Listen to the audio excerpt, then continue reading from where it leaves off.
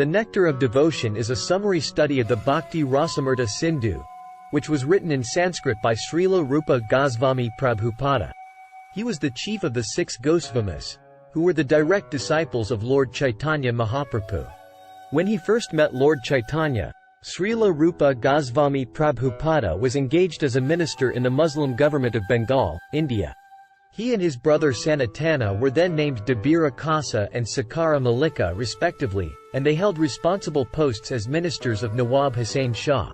At that time, 500 years ago, the Hindu society was very rigid, and if a member of the Brahmana caste accepted a position of service under a Muslim ruler, he was at once rejected from Brahmana society.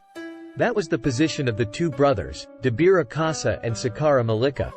They belonged to the highly situated sārasvata-brāhmaṇa community, but they were ostracized due to their acceptance of ministerial posts in the government of Hussain Shah.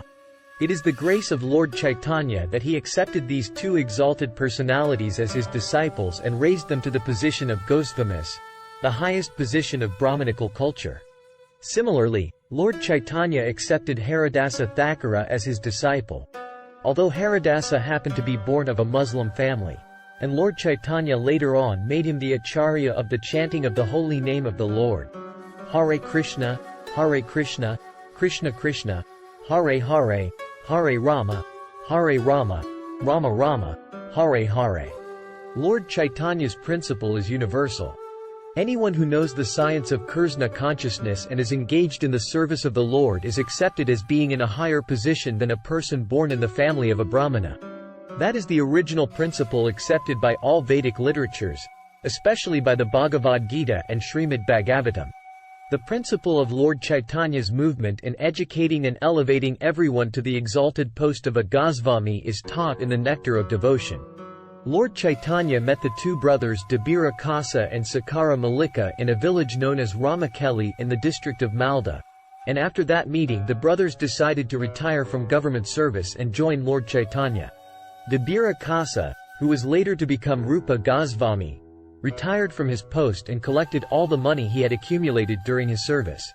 It is described in the Chaitanya Charitamrita that his accumulated savings in gold coins equaled millions of dollars and filled a large boat. He divided the money in a very exemplary manner, which should be followed by devotees in particular and by humanity in general. 50% of his accumulated wealth was distributed to the Kṛṣṇa conscious persons, namely the Brahmanas and the Vaisnavas.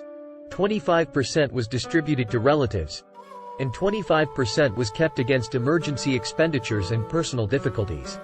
Later on, when Sākara Mallika also proposed to retire, the Nawab was very much agitated and put him into jail. But Sākara Mallika, who was later to become Srila Sanātana Gosvāmī, took advantage of his brother's personal money, which had been deposited with a village banker, and escaped from the prison of Hussain Shah. In this way both brothers joined Lord Caitanya Mahāprabhu. Rūpa Gosvāmī later met Lord Caitanya at Prayaga, Allahabad, India, and on the Dasasvamedha bathing ghat of that holy city the Lord instructed him continually for 10 days. The Lord particularly instructed Rūpa Gosvāmī on the science of Kṛṣṇa consciousness. These teachings of Lord Caitanya to Śrīla Rūpa Gosvāmī Prabhupāda are narrated in our book Teachings of Lord Caitanya. Later, Śrīla Rūpa Gosvāmī Prabhupāda elaborated the teachings of the Lord with profound knowledge of revealed scriptures and authoritative references from various Vedic literatures. Srila Srinivasa Ācārya describes in his prayers to the Six Gosvāmīs that they were all highly learned scholars, not only in Sanskrit but also in foreign languages such as Persian and Arabic. They very scrutinizingly studied all the Vedic scriptures in order to establish the movement of Caitanya Mahaprabhu on the authorized principles of Vedic knowledge. The present Kṛṣṇa consciousness movement is also based on the authority of Śrīla Rūpa Gosvāmī Prabhupāda. We are therefore generally known as Rūpanugas, or followers in the footsteps of Śrīla Rūpa Gosvāmī Prabhupāda. It is only for our guidance that Śrīla Rūpa Gosvāmī prepared his book Bhakti-rasāmṛta-sindhu, which is now presented in the form of the Nectar of Devotion.